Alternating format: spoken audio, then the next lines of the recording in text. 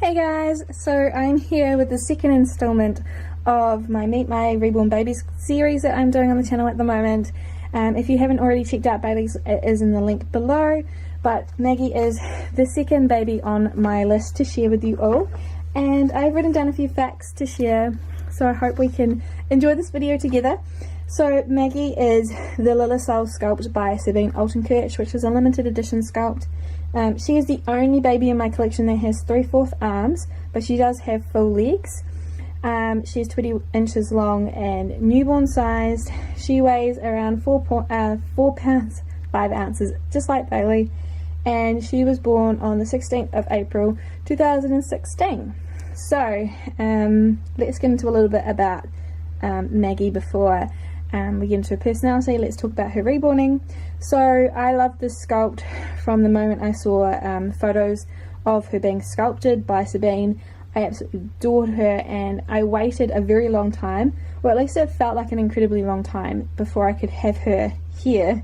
So I have learnt that's kind of the way when I fall in love with specific kits. When I'm seeing them sculpted, they tend to take a very long time to be produced, but that is the nature of this business, and I've slowly come to get used to it. But I remember being super anxious to meet her in person, and then when I met her kit in person I was very happy, but also I kind of felt like maybe I've worked myself up too high in expectations. So when I was reborning Maggie, that feeling still carried on. I really was enjoying how she's being painted. I love the golden tone to her. She's probably one of my most favourite babies in my collection for her skin toning, just a really rich colour, and I was really enjoying that, but at the same time I was kind of feeling maybe this wasn't what I wanted after all. However, as all good things happen when you've given it some time, when I moved on to doing her hair, I absolutely fell in love. She is the only baby in my collection that I would class that has the best hair ever. I absolutely adore her hair. It's my favourite. It's probably still one of my favourites to date that I've actually done. She's got two-tone Slumberland chocolate brown hair and Kneeling and Kid. I really don't want to upset her sitting there, but if you can see the darker shade up here and then it's really light on the sides. I really love how realistic it's looking.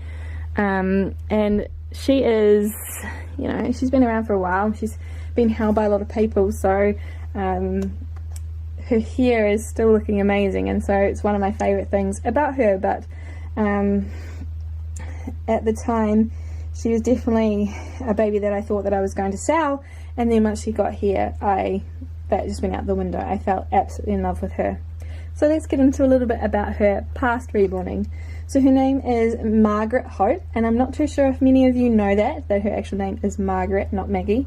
If you haven't watched my series from last year, you won't know, but I have an obsession with old school names being shortened down and given them a modernised feel, whilst Maggie is not exactly modern at all. But things like, I had a baby called Charlie, and everyone knew her as Charlie, but her actual name was Charlotte. So just things like that I really like on girls.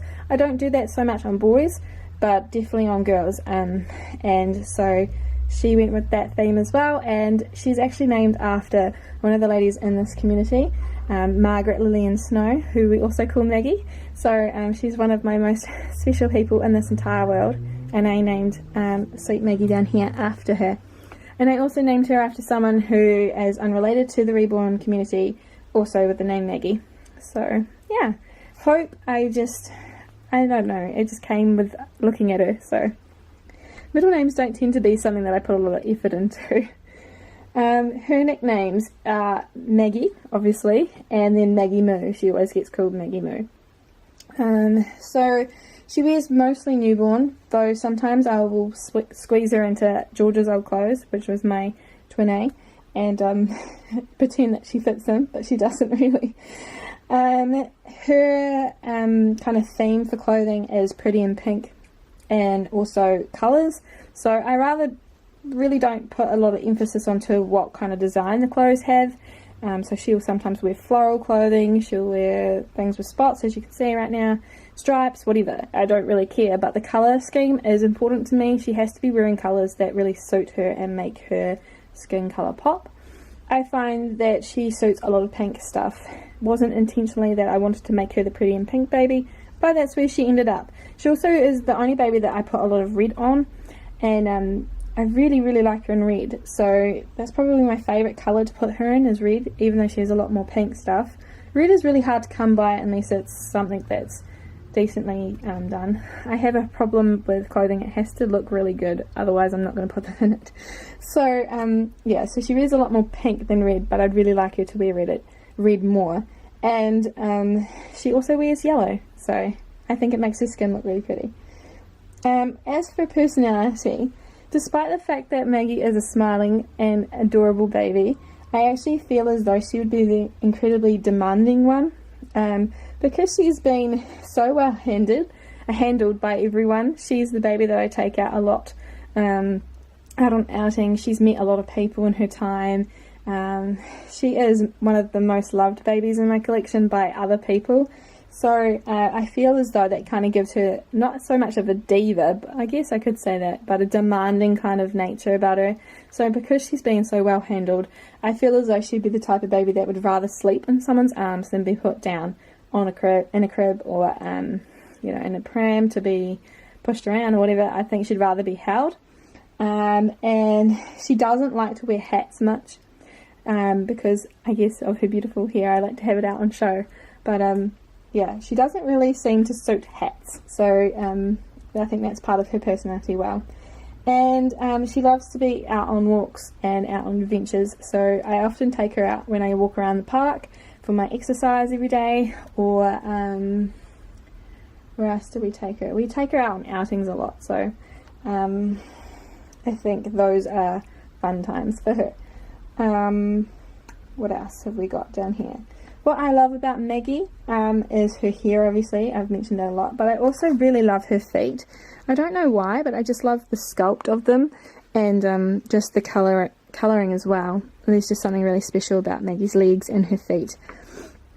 And her skin colour, obviously, because it was really a first for my collection to have such a rich coloured skin tone, very golden, and has been kind of